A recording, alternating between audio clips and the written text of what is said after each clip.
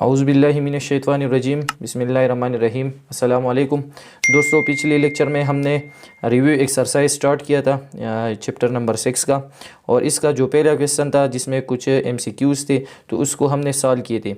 अगर आप उसी को देखना चाहते हैं तो उसका लिंक इस वीडियो के डिस्क्रिप्शन में मौजूद है, आप वहाँ से जाकर देख सकते हैं। इसके अलावा इस वीडियो के आई बटन में और इंड स्क्रीन पर भी कुछ वीडियोस के लिंक्स हैं और प्लेलिस्ट वगैरह मौजूद है, तो आप उसको भी देख सकते हैं। इंशाल्लाह आज की इस लेक्चर में हम रिव्यू एक्सरसाइज के ये जो बाकी क्वेश्चन है, क्वेश्चन नंबर 2 और इसके अलावा जो बाकी क्वेश्चन है, इसको सॉल्व करने की कोशिश करेंगे। तो यहाँ पर हमारे पास जो क्वेश्चन नंबर 2 है तो मैंने वाइट बोर्ड पर लिखा है, तो इसको स्टार्ट करते हैं। तो यहाँ पर हमारे पास है find the 27th and 34th term of the given sequence 31 -21 -11 -1 9 and so on. हमारे पास एक सीक्वेंस है और इस सीक्वेंस का हम जो है 27 टर्म फाइंड आउट करेंगे और इसके साथ 34th टर्म। ठीक है, ये हमारे पास कितनी टर्म है, first, second, third, fourth, fifth. हमें 5 टर्म गिवन है, तो इसकी मदद से हम इसका 27th और 34th टर्म जो है वो फाइंड आउट करेंगे। तो यहाँ पर ये सीक्वेंस जो है ये क्या है, ये नेगेटिव है, तो यहाँ पर 31 है तो इसके साथ माइनस नहीं है, तो ये गलत है, इसके साथ जो है आप माइनस लगा लें। ठीक है, तो फिर ये ठीक हो जाएगा। तो यहाँ पर सबसे पहले हम लिखेंगे कि हमारे पास जो गिवन सीक्वेंस है इसको हम पहले लिखेंगे। ठीक है, कि गिवन सीक्वेंस इज़, हमारे पास गिवन सीक्वेंस क्या है, -31 -21 -11 -1 9 एंड सो ऑन। इसके बाद ये क्या है, -1 के बाद जो है ये पॉजिटिव बन गया है। ठीक है, ये सीक्वेंस हो। अब यहाँ पर जो है सबसे पहले हम ये देखेंगे कि हमारे पास जो है अरिथमेटिक सीक्वेंस है या ज्योमेट्रिक। मेन दो टाइप की सीक्वेंस है जो हम पढ़ चुके हैं, या तो अरिथमेटिक सीक्वेंस या ज्योमेट्रिक। तो अरिथमेटिक सीक्वेंस फाइंड आउट करने के लिए हम क्या करेंगे, हम कोई भी दो कंसेक्यूटिव टर्म लेंगे। ठीक है, और इसका हम डिफरेंस फाइंड आउट करेंगे। ठीक है, नेक्स्ट टर्म से हम प्रीवियस टर्म का डिफरेंस फाइंड आउट करेंगे। तो अगर हमें डिफरेंस सेम मिलता है हर एक टर्म का, हर एक दो टर्म का, तो वो क्या होगा, वो अरिथमेटिक सीक्वेंस होगा। तो यहाँ से हम देख सकते हैं हमारे पास जो फर्स्ट टर्म है, टर्म को हम ए से डिनोट करते हैं, तो A1 मतलब first term of the sequence क्या है, -31। ठीक है, इसके साथ जो सेकंड टर्म है A2, वो क्या है हमारे पास, वो हमारे पास है -21। ठीक है, इसका हम डिफरेंस फाइंड आउट करेंगे और इसके साथ एक तीसरा टर्म भी हम लेंगे ताकि हमें ये बात क्लियर हो जाए कि ये जो डिफरेंस मिलता है हमें फिक्स नंबर मिलता है। ठीक है, थर्ड टर्म क्या है, -11। सबसे पहले हम क्या करेंगे, A2 -A1 करेंगे। ठीक है, नेक्स्ट टर्म से प्रीवियस टर्म माइनस करेंगे, तो -21 माइनस डिफरेंस फाइंड आउट करने के लिए हम A2 -A1 करते हैं, तो -21 माइनस और यहाँ पर क्या है -31। तो इसको फाइंड आउट करते हैं कि क्या आंसर आता है। तो -21 अपनी जगह, माइनस माइनस प्लस 31, -21 + 31 क्या आता है, 10। तो हमें एक नंबर मिल गया 10। तो इसका जो डिफरेंस आ गया, ठीक है, तो वो क्या मिल गया, वो हमें 10 मिल गया। तो ये A2 -A1 दरअसल में क्या है, D है, डिफरेंस। आल्सो नेक्स्ट टर्म से हम ये प्रीवियस टर्म माइनस करेंगे। ठीक है, तो अगर हमें 10 फिर भी मिलता है तो इसका मतलब ये होगा कि ये हमारे पास कौन सा सीक्वेंस होगा, ये हमारे पास जो है अरिथमेटिक सीक्वेंस होगा। तो यहाँ से हम A3 -A2 करते हैं ताकि ये बात क्लियर हो जाए। ठीक है, A3 -A2, तो A3 क्या है, -11 माइनस A2 क्या है, A2 है -21। ठीक है, A3 -11 माइनस और A2 क्या है, -21 है। तो -11 अपनी जगह, माइनस माइनस प्लस आता है 21, तो -11 + 21 क्या आता है, 10। तो इसका डिफरेंस भी क्या आ गया, इसका डिफरेंस भी 10 आ गया। तो इसका मतलब ये हुआ कि हमारे पास कौन सा सीक्वेंस है, ये हमारे पास जो है अरिथमेटिक सीक्वेंस है। अब हम जो है nth टर्म फार्मूला, जो हमारे पास जो जनरल टर्म होता है अरिथमेटिक सीक्वेंस का, तो इसका वही फार्मूला हम लगाएंगे और इसकी मदद से हम 27th और 34th टर्म की वैल्यू जो है वो फाइंड आउट करेंगे। तो यहाँ पर मैं लिख देता हूँ फार्मूला फॉर nth टर्म, या जनरल फार्मूला हम इसको भी कह सकते हैं। तो हमारे पास जो जनरल फार्मूला है वो इस तरह है कि an = A1 +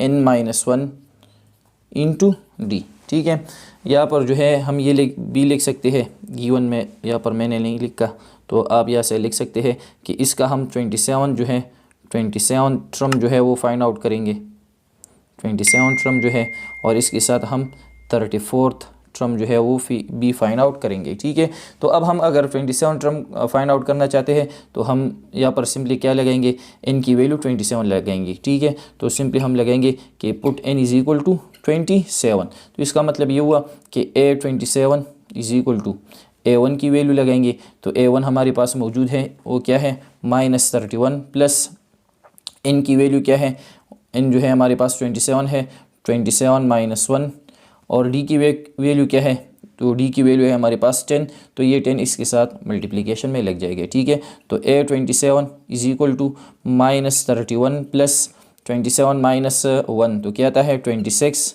और मल्टीप्लाई बाय 10, तो A27 is equal to -31 plus, अब हम इसको मल्टीप्लाई करेंगे। ठीक है, तो 26 मल्टीप्लाई बाय 10 तो क्या आता है 260। ठीक है, फिर इसके बाद जो है A27 इज़ इक्वल टू, यहाँ पर है हमारे पास -31, हमारे पास क्या है -31 प्लस 260, तो इसको हम कैलकुलेट करते हैं तो हमें क्या आंसर मिलता है 229। तो ये हमें मिल गया इस सीक्वेंस का 27th टर्म। ठीक है, मतलब ये अगर हम इसको इस तरह कंटिन्यू रखें तो हमारे पास जो 27 नंबर पर जो टर्म आएगा वो क्या होगा 229। इसके साथ जो है हम इसका 34th टर्म भी फाइंड आउट करेंगे। तो सिंपली हम यहाँ पर पुट करेंगे कि put n is equal to, अब हम क्या पुट करेंगे 34, तो यहाँ पर सिंपली हम 34 लगाएंगे, तो ये हमारे पास है A34, यहाँ पर अब 34 बनेगा इज़ इक्वल टू A1।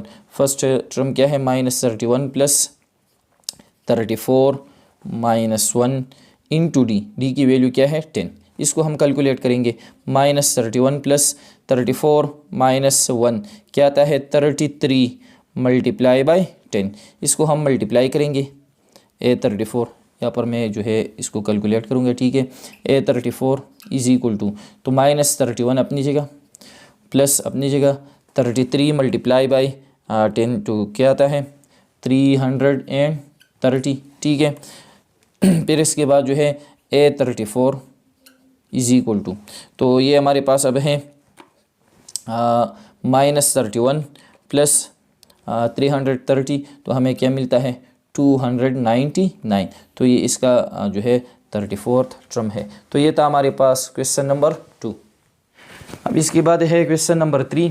तो क्वेश्चन नंबर 3 बहुत इजी है, आपने बस आराम से सुनना है और समझना है। तो क्वेश्चन नंबर 3 है, Rihan bought a bike in Rs 87,800 on installment. Rihan ने एक बाइक ख़रीदा है इंस्टॉलमेंट के थ्रू, तो इसका प्राइस क्या है 87,800। तो इंस्टॉलमेंट का जो टॉपिक है इसको हमने चैप्टर 3 में पढ़ा था, तो चलो इसके बारे में थोड़ा सा बात करते हैं। ठीक है, तो इंस्टॉलमेंट जो है हमारे पास एक स्कीम था जिसमें हम किसी चीज़ को ख़रीदते हैं। ठीक है, और इसका जो पेमेंट है वो हम जो है at the time of purchase इसको जो हम ख़रीदते हैं तो इस टाइम इसका जो है हम फुल पेमेंट नहीं करते, बल्कि इसका जो पेमेंट है वो हम मंथली इंस्टॉलमेंट में करते हैं। तो ये हमारे पास है इंस्टॉलमेंट। ठीक है, इफ़ ही पेज़ रेस 1500, तो उन्होंने जो बाइक ख़रीदा है, ठीक है, उसका प्राइस क्या है 87,800 इंस्टॉलमेंट की। ठीक है, टोटल प्राइस इसका ये है। तो अगर वो क्या करता है, if he pays Rs 1500 in 1 month, अगर फिर वो इसके बाद जो है अपना जो पहला पेमेंट है, ठीक है, तो वो कितना करता है, पहले मंथ में वो 1500 रुपये करता है। इसके बाद जो है 2200 ऑन द सेकंड मंथ, दूसरे मंथ में वो कितना पेमेंट करता है 2200। फिर क्या है 2900 ऑन द थर्ड मंथ। फिर इसके बाद जो तीसरा महीना आता है, ठीक है, तो उसमें कितना इंस्टॉलमेंट वो करता है 2900 करता है। If he keep increasing the installment money, अगर वो इसी तरह ये जो वो इंस्टॉलमेंट करता है, तो अगर वो इस तरह इसमें इंक्रीज़ लाता है, ठीक है, यहाँ से हम देख सकते हैं कि पहले मंथ में उसने कितना पेमेंट किया है 1500, फिर दूसरे मंथ में कितना किया है 2200, तो इसमें इंक्रीज़ आया है। कितना इंक्रीज़ आया है, तो 1500 और 2200 में जो है कितना इंक्रीज़ आया है 700, ठीक है। फिर 2200 से जो है थर्ड मंथ में इसमें जो कितना पेमेंट उनने किया है 2900, तो इसमें फिर 700 जो है इंक्रीज़ आया है। इसका मतलब ये हुआ कि हर एक पेमेंट में 700 का इंक्रीज़ आता है, ठीक है। अगर वो इस तरह ये इंक्रीज़ जारी रखते हैं, हाउ मच विल ही पे on 11th month and 15 month, तो हमने ये फाइंड आउट करना है कि 11th मंथ में वो कितना पे करेगा और इसके साथ 15 मंथ में, ठीक है। तो बहुत सिंपल क्वेश्चन है, यहाँ पर हम इसको सॉल्व करते हैं। सबसे पहले मैं यहाँ पर लिख देता हूँ कि कास्ट ऑफ बाइक या प्राइस ऑफ बाइक क्या है हमारे पास, वो क्या है रेस 87,800, ठीक है। ये इसका कास्ट प्राइस है, या इसको हम जो है इसका जो प्राइस है वो क्या है हमारे पास, वो है 87,800, ठीक है। तो फिर वो क्या करता है, इसमें मंथली पेमेंट करता है। तो फर्स्ट पेमेंट कितना है, यहाँ पर मैं लिख देता हूँ फर्स्ट मंथ पेमेंट कितना है, वो है हमारे पास RS 1500, ठीक है। इसके बाद जो सेकंड मंथ पेमेंट कितना है, वो हमारे पास है RS 2200। इसके साथ थर्ड मंथ जो है पेमेंट कितना है, वो हमारे पास है रेस 2900, ठीक है। तो ये हमारे पास क्या है, अब इसका जो पेमेंट स्टार्ट हुआ है वो फर्स्ट मंथ से स्टार्ट हुआ है। फर्स्ट मंथ पेमेंट कितना है 1500, सेकंड मंथ है 2200, थर्ड मंथ है 2900, और ये पेमेंट इसी तरह जारी रखेगा। कब तक जारी रखेगा, जब यहाँ पर जो है हमारे पास कितना टोटल प्राइस कितना है 87,800 तक की ये जो पेमेंट है ये जारी रखेगा, ठीक है। तो ये हमारे पास क्या है, ये हमारे पास एक सीक्वेंस है जिसमें हर मंथ में जो है एक फ़िक्स नंबर ऐड होता है। 1500 से अगर हम 700 ऐड करते हैं तो हमें 2200 मिलता है। 2200 से फिर 700 तो 2900, फिर 2900 से हम 700 ऐड करेंगे, ठीक है, तो हमें मिलता है 3600, ठीक है। और इस तरह ये हमारा पेमेंट जारी रहेगा, ठीक है। कब तक जारी रहेगा, जब तक हम ये टोटल जो हमारे पास जो टोटल कास्ट है इसी तक ये पेमेंट जो है ये जारी रहेगा, ठीक है। तो सिंपली यहाँ से हम देख सकते हैं कि इट इज़ अ सीक्वेंस, ये हमारे पास क्या है, एक सीक्वेंस है, ठीक है। तो सीक्वेंस का जो फर्स्ट टर्म है वो क्या है हमारे पास, वो है 1500 कामा, सेकंड टर्म क्या है 2200, थर्ड टर्म क्या है 2900 एंड सो ऑन। और ये सीक्वेंस इसी तरह जारी रहेगा। इसका जो लास्ट टर्म होगा वो क्या होगा, यहाँ पर आके ये सीक्वेंस रुक जाएगी, ठीक है। तो ये हमारे पास है first term of the sequence, second term है थर्ड टर्म। तो ये हमारे पास कौन सा सीक्वेंस है, ये हमारे पास जो है अरिथमेटिक सीक्वेंस है, क्योंकि इसमें एक फ़िक्स नंबर ऐड हो जाता है और इसका जो हम डिफरेंस है वो फाइंड आउट कर सकते हैं। या से हम लिख सकते हैं कि इसका जो फर्स्ट टर्म है A1 वो क्या है 1500, ठीक है। सेकंड टर्म क्या है A2 वो है 2200, ठीक है। इसके साथ जो थर्ड टर्म है वो क्या है 2900 है, ठीक है। अगर हम D को कैलकुलेट करना चाहते हैं तो हम कोई भी दो कंसेक्यूटिव टर्म ले सकते हैं। तो यहाँ पर मैं A1 A2 लेता हूँ, तो A2 माइनस A1 करते हैं, ठीक है। A2 माइनस A1 तो क्या आता है, A2 हमारे पास है 2200 माइनस A1 क्या है 1500, तो हमें क्या मिलता है 700। इसके साथ अगर हम ये भी करते हैं कि A3 माइनस A2 तो हमें फिर भी क्या मिलेगा 700। तो यहाँ पर जो डिफरेंस है वो हमें मिल चुका है, वो है 700। तो हर एक टर्म में एक फिक्स नंबर ऐड हुआ है, तो हमें next term of the sequence मिलता है। तो ये हमारे पास जो है अरिथमेटिक सीक्वेंस है। अब जो है हम इजीली जो है 11th टर्म फाइंड आउट कर सकते हैं। हम जनरल फार्मूला जो है nth टर्म के लिए जो जनरल फार्मूला है वही लगाएंगे और इसमें हम 11 पुट करेंगे और n की जगह और फिर 15, तो हमें जो है उसकी वैल्यू जो है वो फाइंड आउट हो जाएंगी, ठीक है। तो यहाँ पर मैं लिख देता हूँ ये कौन सा सीक्वेंस है, इट इज़ अरिथमेटिक सीक्वेंस। ये हमारे पास जो है अरिथमेटिक सीक्वेंस है। तो अरिथमेटिक सीक्वेंस के लिए जो जनरल फार्मूला है वही लिखेंगे, ठीक है। तो फार्मूला फॉर nth टर्म के लिए कौन सा फार्मूला है, वो हमारे पास है an is equal to A1 plus n-1 into d. तो सिंपली हमारे पास ये फार्मूला है।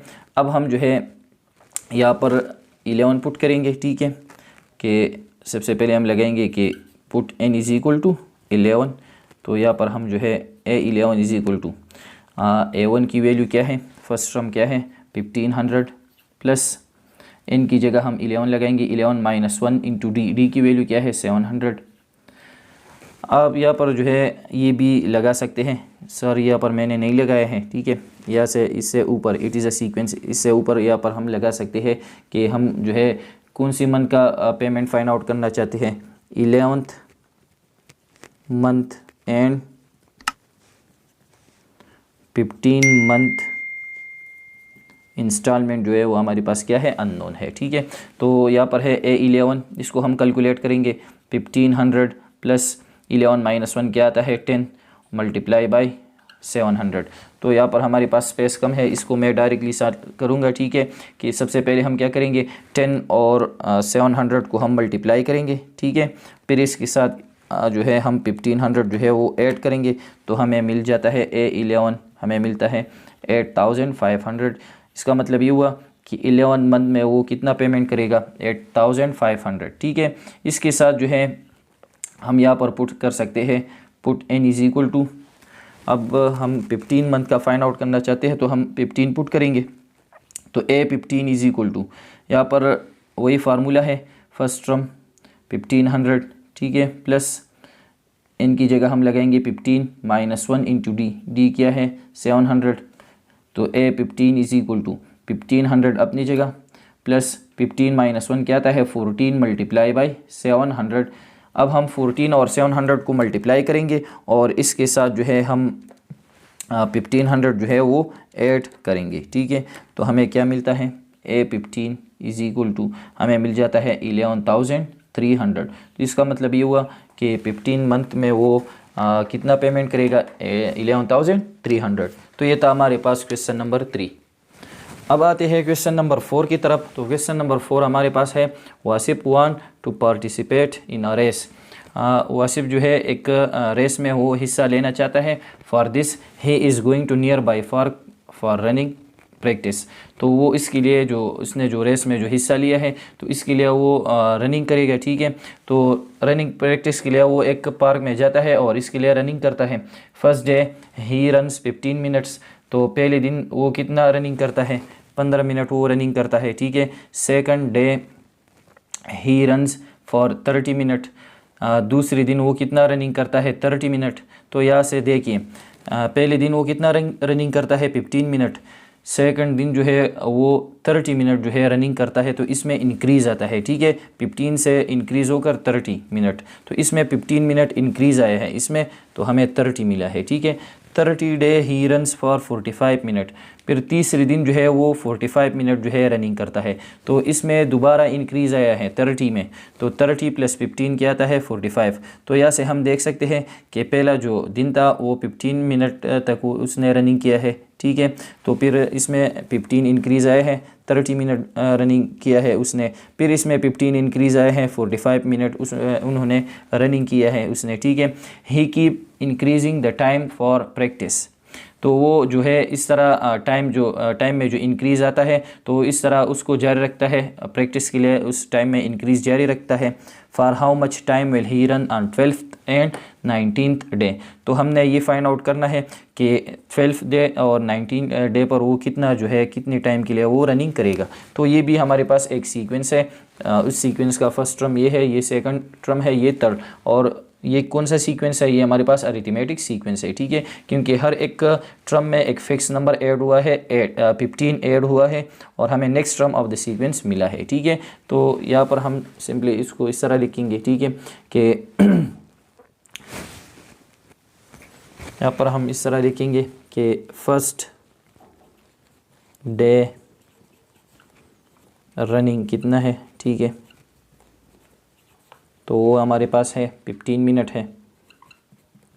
इसके साथ जो सेकंड डे है, सेकंड डे रनिंग कितना है, वो है 30 मिनट, ठीक है। थर्ड डे रनिंग कितना है, वो हमारे पास है 45 मिनट्स।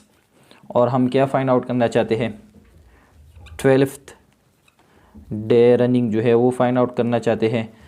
यहाँ पर हम इसको एक साथ लिखेंगे, ठीक है। 12th डे एंड इसके साथ 19th डे रनिंग जो है वो फाइंड आउट करना हम चाहते हैं, तो ये हमारे पास अननोन है। ठीक है, तो ये हमारे पास क्या है, यहाँ पर हम लिखेंगे कि ये क्या है, इट इज़ अ सीक्वेंस। ये हमारे पास एक सीक्वेंस है, तो सीक्वेंस की जो टर्म्स है वही हम लिखेंगे। तो फर्स्ट टर्म क्या है, 15, 30, 45 और ये इसी तरह जारी रहेगा। ठीक है, तो यहाँ पर जो है हमारा पास जो फर्स्ट टर्म है A1 वो क्या है, 15। ठीक है, सेकंड टर्म क्या है इस सीक्वेंस का, वो है 30 और इसके साथ जो थर्ड टर्म है A3 वो क्या है, 45। नाउ जो हमारे पास जो D है, तो डिफरेंस हम किस तरह कैलकुलेट करते हैं, A2 माइनस A1, या ये बराबर है A3 माइनस A2। तो ये क्या है, ये सारे बराबर है। ठीक है, तो A2 जो है 30 माइनस 15, तो इसका जो आंसर आएगा, या 45 माइनस 30, इसका जो आंसर आएगा वो क्या आएगा, वो हमारे पास आएगा 15। ठीक है, 30 माइनस 15 15 आता है, 45 माइनस 30 15 आता है। तो डी की वैल्यू जो है हमें एक फिक्स वैल्यू मिलती है 15। ठीक है, तो ये हमारे पास कौन सा सीक्वेंस है, ये हमारे पास है इट इज़ अरिथमेटिक सीक्वेंस। ये हमारे पास अरिथमेटिक सीक्वेंस है। तो अरिथमेटिक सीक्वेंस में हम किसी टर्म की वैल्यू फाइंड आउट कर सकते हैं with the help of formula. तो यहाँ पर हम लिखेंगे कि फार्मूला फॉर nth टर्म। जब हम कोई भी टर्म फाइंड आउट करना चाहते हैं तो इसको हम nth टर्म बोलते हैं। तो इसके लिए क्या फार्मूला है, an is equal to A1 plus n minus 1 into d. तो ये हमारे पास फार्मूला है। सिंपली हम यहाँ पर n की वैल्यू लगाएंगे। तो यहाँ पर मैं लगाता हूँ put n is equal to, पहले हम क्या लगाएंगे 12। तो A12 is equal to A1 की वैल्यू क्या है, फर्स्ट टर्म वो है हमारे पास 15 प्लस n की जगह हम लगाएंगे 12 माइनस 1 इंटू डी। डी की वैल्यू क्या है, डिफरेंस क्या है 15। तो इसको हम कैलकुलेट करेंगे। ठीक है, तो यहाँ पर मैं इसका डायरेक्टली जो है वो आंसर लिखूँगा। आप इसको खुद कैलकुलेट कर सकते हैं। क्या करना है, 12 माइनस 1 क्या आता है, हमारे पास 11 आएगा। नेक्स्ट स्टेप में हम लिखेंगे 15 प्लस 11 मल्टीप्लाई बाई 15। फिर हम 11 और 15 को मल्टीप्लाई करेंगे तो आएगा 15 प्लस, तो इसको हम मल्टीप्लाई करते हैं तो क्या आता है 165। फिर हम 165 और 15 को ऐड करेंगे तो हमें जो है फाइनल के आंसर मिलेगा 180। तो इसका मतलब ये हुआ कि 12 दिन में वो कितने टाइम तक, कितने मिनट तक वो रनिंग करेगा, जो है 180 मिनट वो रनिंग करेगा। ठीक है, फिर इसके बाद जो है यहाँ पर हम दोबारा लगाएंगे कि put n is equal to, अब हम जो है 19 टर्म की वैल्यू फाइंड आउट करना चाहते हैं तो हम n की जगह क्या लगाएंगे 19। तो सिंपली हम लगाएंगे A19। हमारे पास जनरल फार्मूला ये है, A1 की वैल्यू क्या है 15 प्लस n की वैल्यू जो है वो है हमारे पास 19 माइनस 1 इंटू डी। डी की वैल्यू क्या है, तो डी हमारे पास है 15। ठीक है, तो इसको हम कैलकुलेट करेंगे। तो A19 इज इक्वल टू, ये भी बहुत सिंपल है, 19 माइनस 15 अपनी जगह। ठीक है, प्लस 19 माइनस 1 क्या आता है 18 मल्टीप्लाई बाई 15। तो A19 is equal to 15 plus 18 और 15 को हम मल्टीप्लाई करेंगे। ठीक है, तो 18 मल्टीप्लाई बाई 15 तो क्या आता है 270। तो इसको हम अब ऐड करेंगे तो 270 प्लस 15। ठीक है, तो क्या आता है 285। तो इसका मतलब ये हुआ कि 19th डे में वो कितना रनिंग करेगा, वो 285 मिनट जो है वो रनिंग करेगा। तो ये था हमारे पास क्वेश्चन नंबर 4। अब इसके बाद आते हैं क्वेश्चन नंबर 5 की तरफ। तो क्वेश्चन नंबर 5 हमारे पास है, Rabia gave donation to an Edhi centre. Rabia ने कुछ डोनेशन किया है ईदी सेंटर को। First month she donated Rs 3000, पहले मंथ उसने डोनेशन किया है 3000 रुपीज़।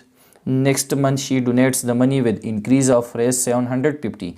दूसरी मंथ जो उसने डोनेशन किया है तो उसमें जो है उसने इंक्रीज़ लाया है कितना 750 रुपीज़, डेट इज़ रेस 3750। तो इससे कितना प्राइस बनता है, डोनेशन कितना आता है फिर 3750।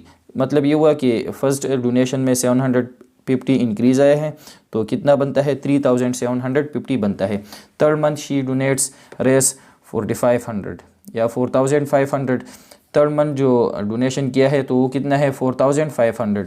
मतलब ये है कि इसमें फिर जो है इंक्रीज़ आया है और 4500 जो है ये टोटल पेमेंट जो है या टोटल डोनेशन बना है। ठीक है, तो यहाँ पर जो अगर हम 3750 से दोबारा 750 ऐड करते हैं तो क्या मिलता है 4500।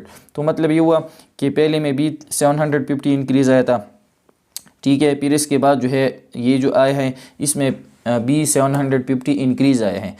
तो यहाँ से हमें ये पता चलता है कि हर एक पेमेंट में या हर एक डोनेशन में जो है 750 रुपीज़ इंक्रीज़ आए हैं।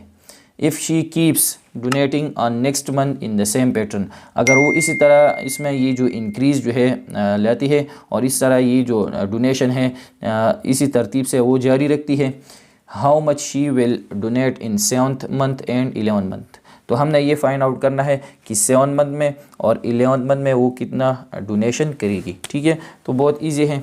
यहाँ पर हम सोल्यूशन स्टार्ट करते हैं। तो सबसे पहले हम लिखेंगे यहाँ पर कि फर्स्ट मंथ डोनेशन,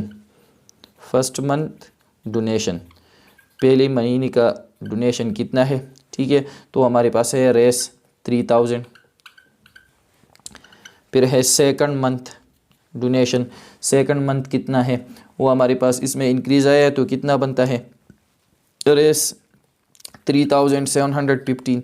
फिर इसके बाद है थर्ड मंथ डोनेशन, तो वो कितना है RS 4500। ठीक है, हम ये 7 मंथ और 11 मंथ का डोनेशन फाइंड आउट करेंगे। तो यहाँ पर मैं लिखता हूँ 7th month and 11th month donation जो है 11th मंथ डोनेशन वो हमारे पास क्या है, वो हमारे पास अननोन है। ठीक है, तो यहाँ से हम देख सकते हैं ये हमारे पास एक सीक्वेंस है। ठीक है, जिसमें एक फिक्स नंबर ऐड होता है और हमें next term of the sequence मिलता है, तो हमारे पास अरिथमेटिक सीक्वेंस है। तो यहाँ पर मैं लिखूँगा कि इट इज़ अ सीक्वेंस। ये हमारे पास क्या है, एक सीक्वेंस है।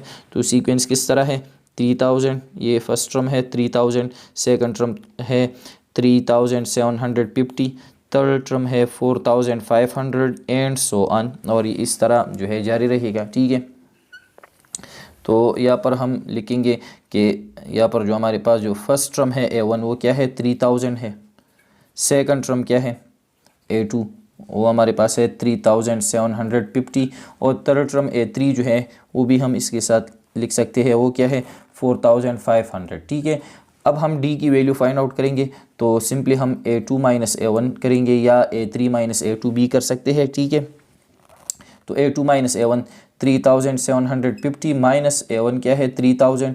जब हम इसको सब्ट्रैक्ट करते हैं तो हमें क्या मिलता है 750। तो हमें एक फिक्स नंबर मिल गया। ठीक है, A3 माइनस A2 तो 4500 से अगर हम 3750 माइनस करते हैं तो हमें फिर भी 750 मिलता है। तो इसमें एक फ़िक्स नंबर जो है वो ऐड हो जाता है, तो डिफरेंस जो है हमारे पास 750 है। तो अब हम जो है इसकी मदद से 7th मंथ और 11th मंथ की जो डोनेशन है वो फाइंड आउट कर सकते हैं। वो किस तरह, यहाँ पर मैं लिखूँगा फार्मूला फॉर nth टर्म।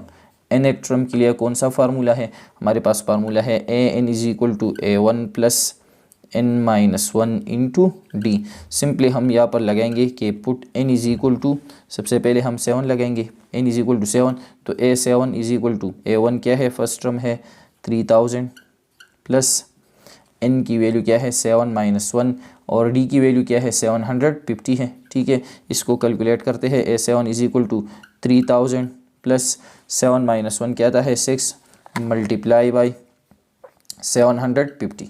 ठीक है, तो अब हम इसको मल्टीप्लाई करेंगे। तो A7 इज इक्वल टू, इसको हम मल्टीप्लाई करेंगे और फिर इसके बाद हम इसके साथ जो है 3000 जो है वो ऐड करेंगे, तो हमें मिलता है 7500। तो इसका मतलब ये हुआ कि 7th मंथ में वो डोनेशन जो है 7500 रुपीज़ करेंगी। ठीक है, फिर इसके बाद जो है हम 11th मंथ का फाइंड आउट करते हैं। वो किस तरह, सिंपल है, n की जगह हम अब 11 लगाएंगे। ठीक है, put n is equal to 11, तो इसका मतलब ये हुआ A11 is equal to A1 first term क्या है 3000 प्लस यहाँ पर हम लगाएंगे 11 माइनस 1 और d की वैल्यू है 750। तो A11 इज इक्वल टू 3000 अपनी जगह प्लस 11 माइनस 1 क्या आता है 10, और 10 के साथ हम मल्टीप्लाई करेंगे 750। तो जब हम इसको मल्टीप्लाई करते हैं तो हमें मिलता है 7500। इसको अब हम ऐड करेंगे, ठीक है, तो हमें मिलता है 10,500। तो इसका मतलब ये हुआ कि 11th मंथ में वो कितना डोनेशन करेगी, वो जो है 10,500 रुपीज़ डोनेशन करेगी। तो ये हमारे पास था क्वेश्चन नंबर 5। इसके बाद आता है क्वेश्चन नंबर 6 की तरफ। तो बहुत सिंपल है, हमारे पास है find 21st term of an arithmetic sequence with first term -9 and the common difference is 11। हमारे पास एक अरिथमेटिक सीक्वेंस है जिसका फर्स्ट टर्म जो है -9 है, ठीक है, और कॉमन डिफरेंस जो डी की वैल्यू है वो क्या है 11 है। तो हम क्या फाइंड आउट करेंगे, उसी सीक्वेंस का, उसी अरिथमेटिक सीक्वेंस का हम 21st टर्म जो है वो फाइंड आउट करेंगे। तो बहुत सिंपल है, यहाँ पर सोल्यूशन स्टार्ट करते हैं। तो हमारे पास फर्स्ट टर्म क्या है, फर्स्ट टर्म, तो फर्स्ट टर्म को हम जो है टर्म को डिनोट करते हैं ए से, और यहाँ पर हम इसके साथ लगाएंगे A1, ठीक है, क्योंकि ये फर्स्ट टर्म है।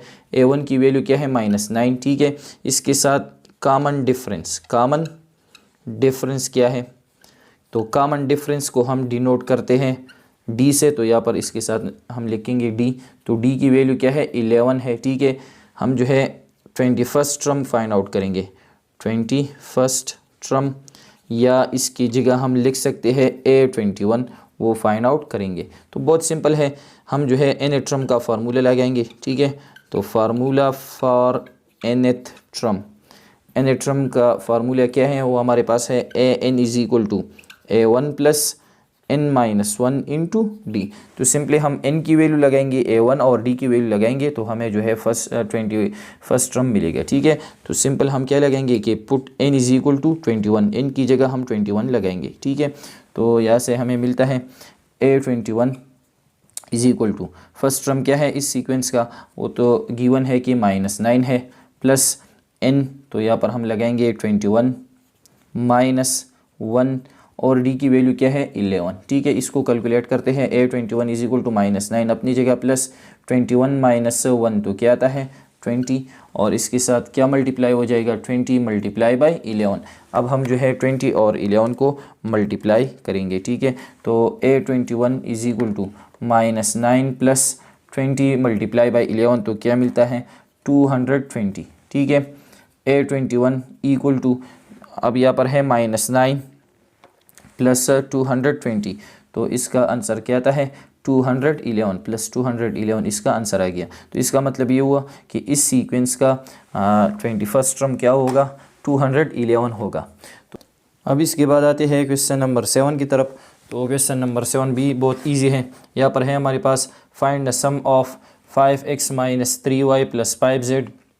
ये हमारे पास फर्स्ट एक्सप्रेशन है, सेकंड एक्सप्रेशन है 2x + 7y and 7y + 12z, ये थर्ड एक्सप्रेशन है। तो इसका हम जो है सम फाइंड आउट करेंगे, सिंपली हम इसको ऐड करेंगे, ठीक है। तो बहुत इजी है, हम फर्स्ट पॉलिनोमियल लगाएंगे, या फर्स्ट एक्सप्रेशन हमारे पास क्या है 5x - 3y + 5z, ये हमारे पास है फर्स्ट एक्सप्रेशन। इसको हम ब्रैकेट लगाएंगे, ठीक है, जिस तरह हमने पढ़ा था। यहाँ पर जो है इसको हम इसको ऐड करेंगे, ठीक है। तो यहाँ पर हम लगाएंगे प्लस, फिर सेकंड एक्सप्रेशन क्या है हमारे पास, वो है 2x + 7y, ठीक है। ये हमारे पास सेकंड एक्सप्रेशन, इसको भी हमने ब्रैकेट लगाया। फिर प्लस थर्ड एक्सप्रेशन क्या है, इसको भी ब्रैकेट लगाएंगे, वो हमारे पास है 7y + 12z, ठीक है। अब हमने जो ब्रैकेट्स लगाई है इसको हम सिंपली ख़त्म करेंगे, ठीक है। तो यहाँ पर जो पहला पॉलिनोमियल है तो इसको हम डायरेक्ट इस तरह लगाएंगे, ब्रैकेट इससे ख़त्म करेंगे 5x - 3y + 5z, ठीक है। अब यहाँ पर जो पॉलिनोमियल है इसको जो ब्रैकेट लगाया है, ठीक है, तो यहाँ पर इससे बाहर क्या है प्लस, तो ये प्लस क्या है, ये दरअसल में यहाँ पर जो फर्स्ट टर्म है इसके सिंबल के साथ भी मल्टीप्लाई हो जाएगा, और ये प्लस सेकंड पॉलिनोमियल के साथ भी, क्योंकि ये प्लस दोनों के लिए है, ठीक है। तो जिस तरह हमने कहा था कि प्लस में साइन चेंज नहीं होता, तो ये अपनी जगह वापस आएंगे, ठीक है। या हम इसको देख सकते हैं प्लस और प्लस प्लस आता है, ठीक है। पहले भी प्लस था और अब भी प्लस आ गया, ठीक है, क्योंकि जब हम प्लस और प्लस मल्टीप्लाई करते हैं तो प्लस आता है, प्लस और प्लस प्लस आता है 7y, ठीक है। इस तरह प्लस और प्लस प्लस आता है 7y, प्लस और प्लस जब हम मल्टीप्लाई करते हैं तो प्लस आता है 12z, ठीक है। फिर इसके बाद हमने कहा था कि जो लाइक टर्म्स है इसको हम एक साथ लिखेंगे और इसको हम ऐड करेंगे या सब्ट्रैक्ट करेंगे, ठीक है। तो लाइक टर्म जो है वो टर्म जिसमें वेरिएबल और पावर सेम हो इसको हम लाइक टर्म बोलते हैं, ठीक है। तो सबसे पहले मैं लिख देता हूँ 5x। अब यहाँ पर वेरिएबल x पावर 1 है तो इसमें हम वही टर्म देखेंगे जो वेरिएबल x हो पावर 1। तो यहाँ पर 2x है, ठीक है।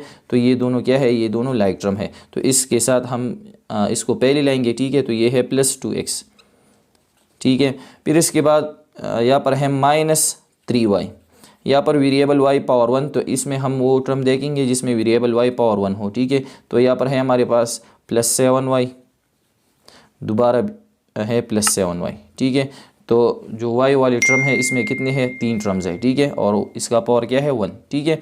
फिर इसके बाद है z की तरफ आते हैं तो ये हमारे पास है +5z, ठीक है। और यहाँ पर है +12z।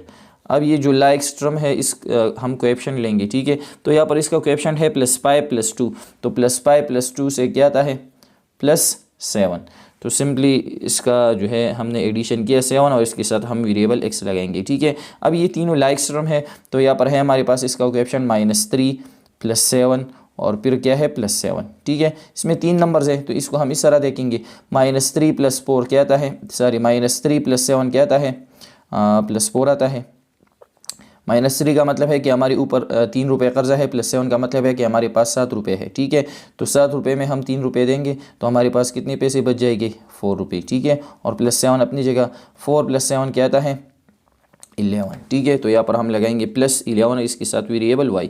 यहाँ पर है +5 + 12, तो इसको हम ऐड करेंगे तो क्या आता है +17 और इसके साथ वेरिएबल z आएगा। तो ये इसका आंसर आ गया।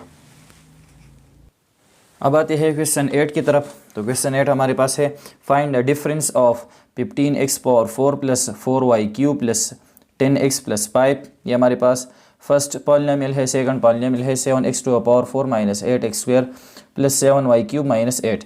तो इसका हम सिंपल डिफरेंस फाइंड आउट करेंगे। डिफरेंस का मतलब है कि फर्स्ट पॉलिनोमियल से हम सेकंड पॉलिनोमियल सब्ट्रैक्ट करेंगे, ठीक है।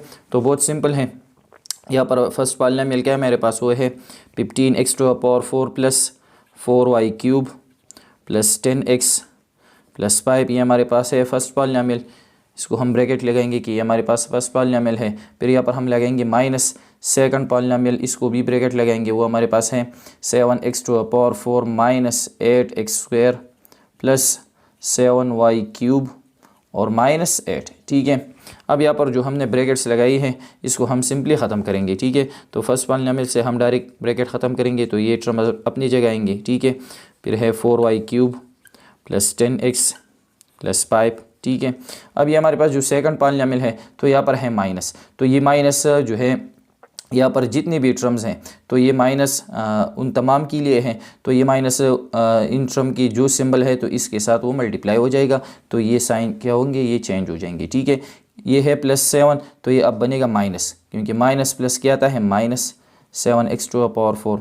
यहाँ पर है ये -8 तो ये क्या बनेगा +8x², क्योंकि माइनस माइनस क्या आता है प्लस, ये प्लस है ये माइनस बनेगा 7y³, ठीक है। और ये माइनस है तो ये भी प्लस आ जाएगा, ठीक है, +8, ठीक है। अब इसके बाद जो है हम लाइक टर्म एक साथ लिखेंगे। तो यहाँ पर हमारे पास जो पहला है वो है 15x⁴, इसमें हम x⁴ वाले देखेंगे तो यहाँ पर है, ठीक है, -7x⁴, x⁴ वाले इसमें कोई दूसरा टर्म नहीं है, ठीक है।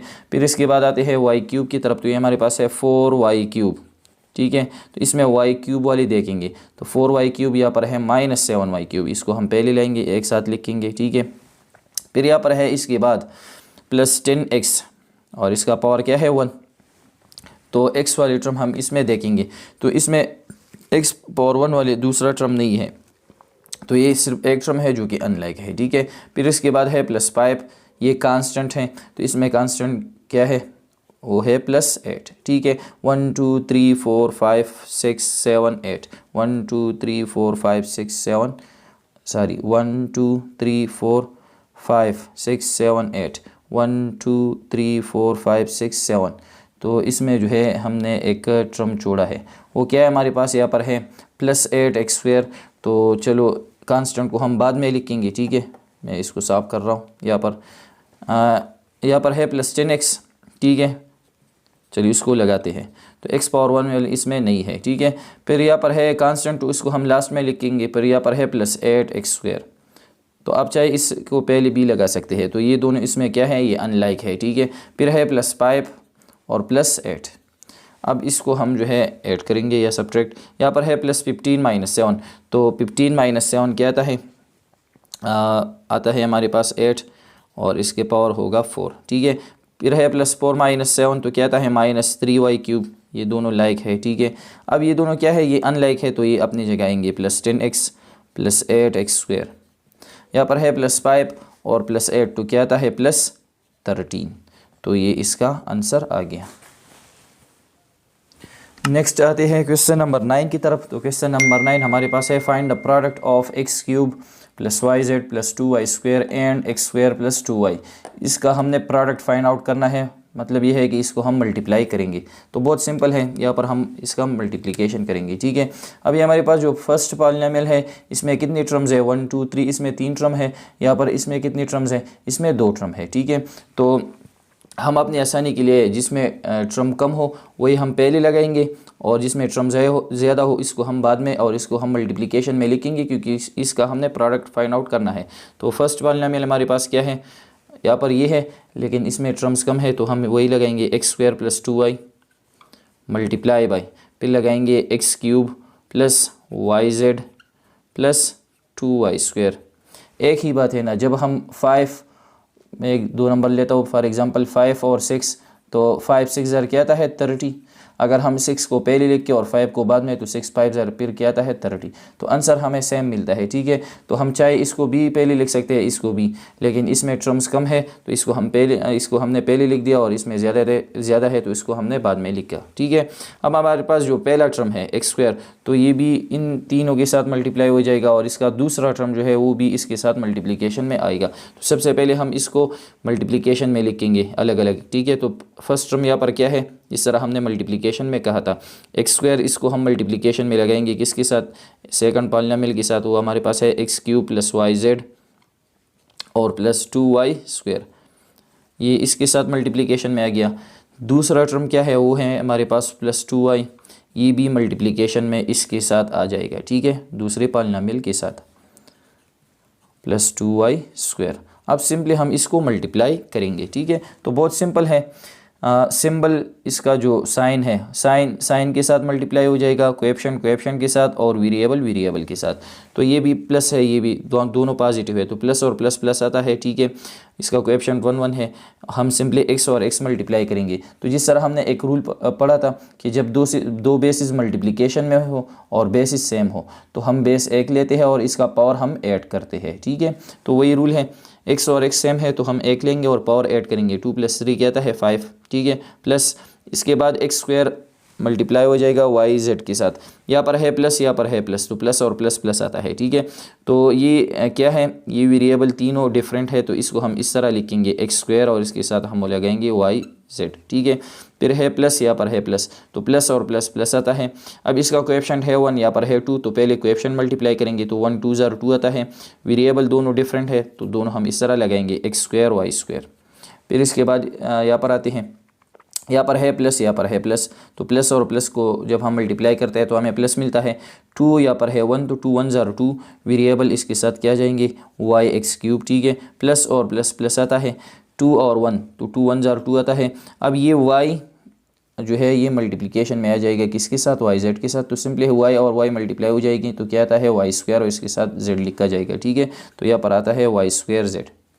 प्लस और प्लस प्लस आता है, 2 के साथ मल्टीप्लाई हो जाएगा, तो 2 2 ज़र 4, y मल्टीप्लाई बाई y², तो y³ आता है। अब इसमें हम लाइक टर्म जो है वो देखेंगे, तो यहाँ पर है x⁵, तो इसमें x⁵ वाला टर्म नहीं है, तो ये अनलाइक है। यहाँ पर है x² yz, तो इसमें हम x² yz वाली टर्म देखेंगे, तो इसमें x² yz वाली टर्म नहीं है।